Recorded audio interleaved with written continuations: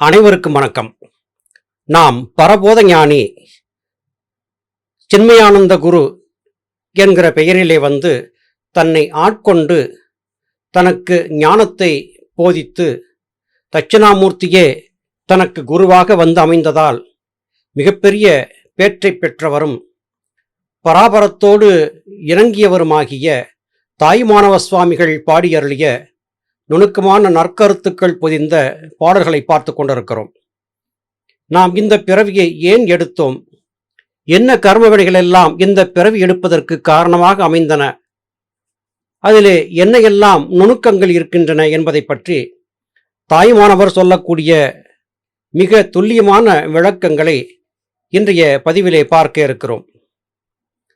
அவ்வியம் இருக்க நான் என்கிற ஆணவம் அடைந்திட்டு இருக்க, லோபம் அருளின்மை கூட கலந்து உள்ளிருக்க, மேல் ஆசா பிசாச முதலாம் வெவ்விய குணம் பல இருக்க, என் அறிவோடு மெய்யன் நீ வீற்றிருக்க, விதியில்லை என்னிலோ பூரணன் எனும் பெயர் வெறிக்கில் உறைவேறும் உளதோ, கவ்வு மலமாகின்ற நாக பாசத்தினால் கட்டுண்ட உயிர்கள் மூர்ச்சை கடிதகல வலியவரு ஞான சஞ்சீவியே, கதியான பூமி நடு உட்செவ்விதின் வளர்ந்தோங்கு திவ்விய குணமேறுவே, சித்தாந்த முத்தி முதலே சிறகிரி விளங்கவரு தட்சிணாமூர்த்தியே சின்மயானந்த குருவே. அவ்வியம் இந்த சொல்லுக்கு பொறாமை மற்றும் தீவினை என்கிற பொருள் உண்டு. தீவினையினால் நான் என்கிற ஆணவத்தையும் கொண்டுவிட்ட காரணத்தால் இந்த உலக வாழ்க்கையிலே எனக்கு பிறவியும் ஏற்பட்டது, அது காரணமாக துன்பங்களும் ஏற்பட்டன.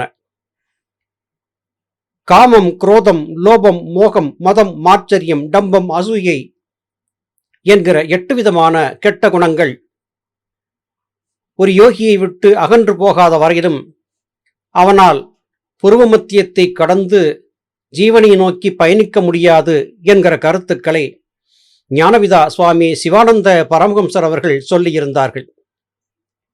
லோபம் என்பது கருமித்தனம். எதிலே கருமித்தனம்?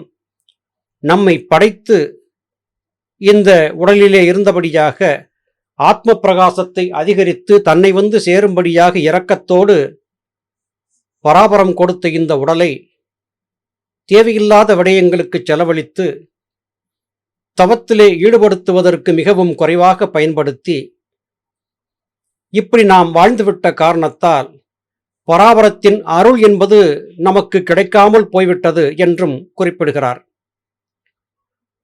அருளில்லாத நிலை இருக்கிறது. ஆசைகள் பிசாசு பிடித்ததைப் போல மனத்தை ஆட்டி வைக்கின்றன. நல்ல குணங்களும் இருக்கத்தான் செய்கின்றன.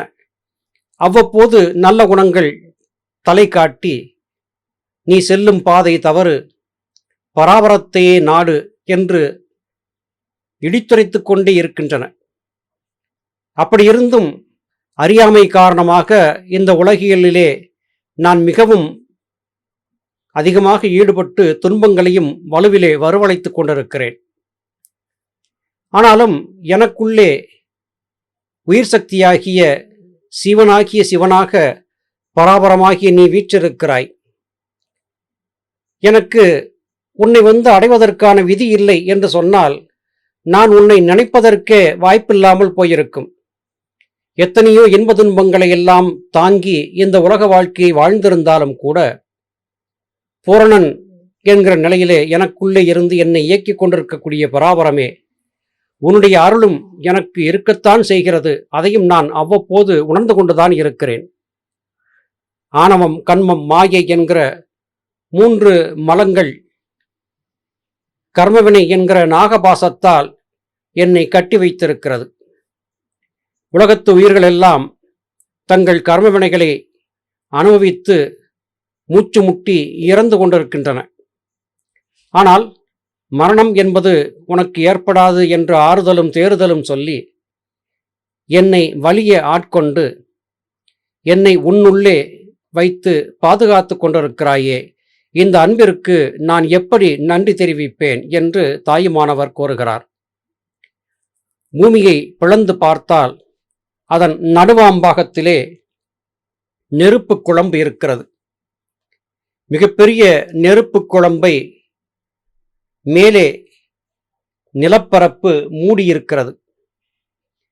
அதுபோல புறத்திலே பார்ப்பதற்கு சாதாரண உடலாக தோன்றினாலும் என் உடலுக்குள்ளே நெருப்பு பிழம்பாக பராபரமாகிய நீ வீற்றிருக்கிறாய். இந்த தத்துவத்தை நான் நீண்ட நெடிய காலத்திற்கு பிறகே புரிந்து கொண்டேன். இதை எனக்கு புரியப்படுத்தியது தட்சணாமூர்த்தியாகிய என்னுடைய ஞானகுருவாகிய சென்மயானந்த குருவே. எனவே எனக்கு தூய ஞானத்தை காட்டிக் கொடுத்த என் குருவை பணிகிறேன் என்று குறிப்பிடுகிறார். நாம் எத்தனை பெரிய ஞானத்தை நோக்கி நகர்ந்திருந்தாலும், அனுபவங்கள் பலவற்றை பெற்றிருந்தாலும், இவற்றுக்கெல்லாம் அடிப்படையையும் தொடக்கத்தையும் கொடுத்த குருமார்களை எக்காரணத்தை கொண்டும் மறந்துவிடலாகாது என்பது இத்திருப்பாடலிலே தாயுமானவர் நமக்கு சொல்லித்தரக்கூடிய அறிவுரையாக இருக்கிறது. ஐவகை எனும் பூதம் ஆதியை வகுத்து அதனுள் அசர சரபேதமான யாவையும் வகுத்து நல் அறிவையும் வகுத்து மறை ஆதி நூலையும் வகுத்து சைவ முதலாம் அளவில் சமயமும் வகுத்து மேற்சமயம் கடந்த மோன சமரசம் வகுத்தனி உன்னை யான் அணுகவும் தன்னருள் வகுக்க இலையோ. பொய் வளரும் நெஞ்சினர்கள் காணாத காட்சியே பொய்யிலா மெய்யர் அறிவில் போத பரிபூரண அகண்டிதாகாரமாய் போக்குவரவற்ற பொருளே. தெய்வமறை முடிவான பிரணவஸ்வரூபியே சித்தாந்த முத்தி முதலே சிறகிரி விளங்கவர் தட்சிணாமூர்த்தியே சின்மயானந்த குருவே. ஐவகை பூதங்கள் சகல அண்டங்களும் உருவாவதற்கு காரணமாக இருக்கின்றன.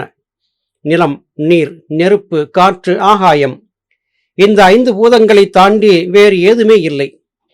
சகலமும் இந்த 5 பூதங்களுக்குள்ளாகவே அடங்கியிருக்கின்றன. நீரும் நிலமும் சேர்ந்து ஒன்றை உருவாக்குகிறது. காற்றும் நீரும் சேர்ந்து ஒன்றை உருவாக்குகிறது. இப்படி 5 பூதங்கள் ஒன்றோடு ஒன்று கலந்து எவராலும் கண்டறிய முடியாதபடியான பற்பல அதிசயங்களை படைத்துக்கொண்டே இருக்கின்றன. இந்த தத்துவம் கொண்டு உருவாக்கப்பட்ட மானுட உடலுக்குள்ளே காற்று உள்ளும் புறமும் இயங்கிக் கொண்டிருக்கிறது. சுழல்வதும் நிற்பதுமாக மாறி மாறி அது தன் இயக்கத்தை கொடுத்து கொண்டிருக்கிறது.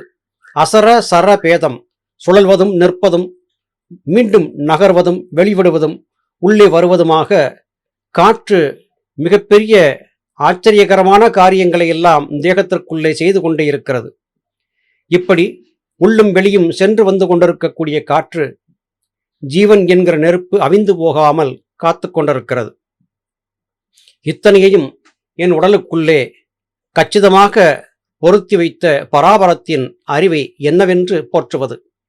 அது மாத்திரமா, எல்லாவற்றையும் அலசி ஆராய்ந்து பகுத்தறிந்து பார்க்கக்கூடிய அறிவையும் பராபரம் மனிதனுக்கு கொடுத்திருக்கிறது.